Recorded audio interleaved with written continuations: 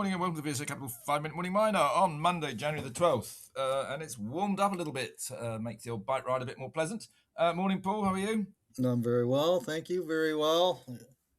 Good. Now, just quickly on a general point, we've obviously got gold getting close to $4,600. We got silver up at 85. Copper's hanging around the 13,000. Tins around the 45,000. Commodities still going up, aren't they, Paul? Yes, they are. I'm afraid so. No need to be afraid about it. We like it. Yes, we do. Anyway, right, turning to news this morning. Let's start. Mkango is one. They seem to be tripling their capability out in the States. Yes, that's right. This is the Hypromag, the magnet recycling subsidiary that they're getting underway in the United States.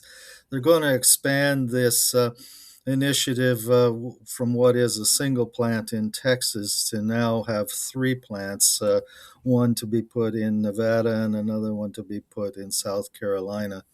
And the point of this is to essentially triple the amount of recycled magnet material they'll be able to produce in a given year.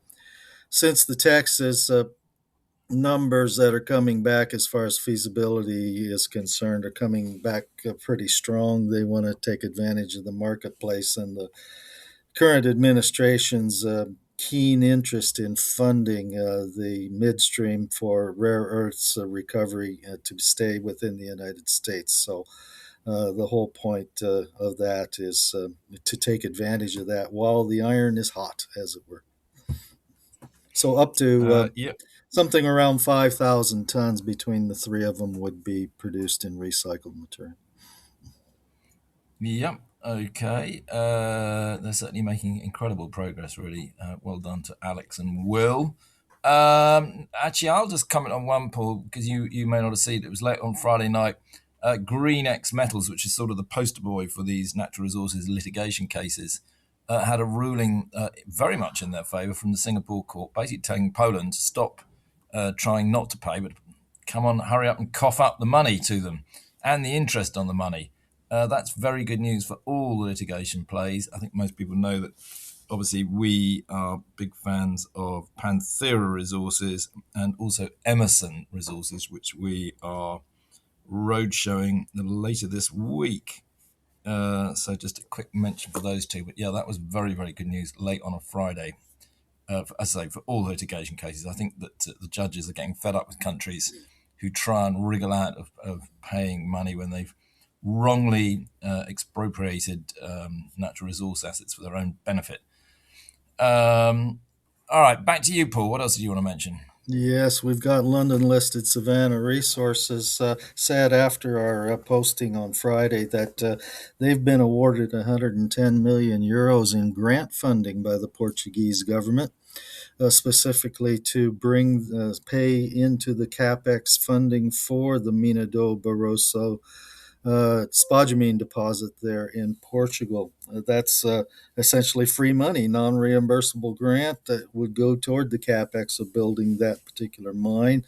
It is otherwise also subject to additional EU sorts of capital support, I would say, because that particular deposit is one of the 25 initial projects the EU determined as being strategic to the interests in critical minerals in the EU.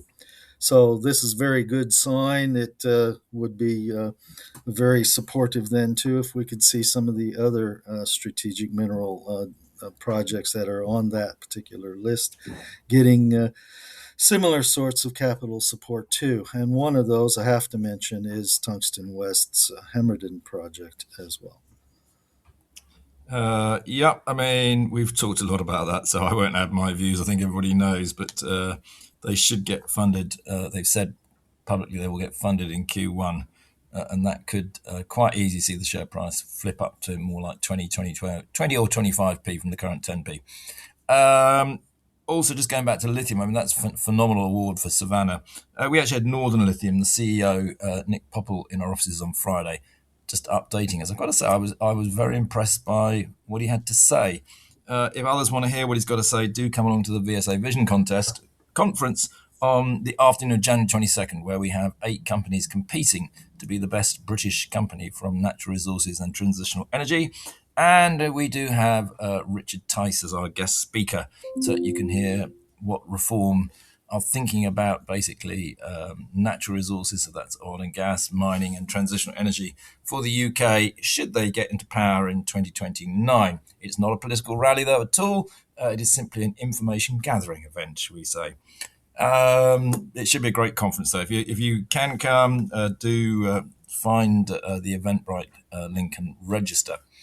All right, Paul, anything else, or is that enough? That's all for me.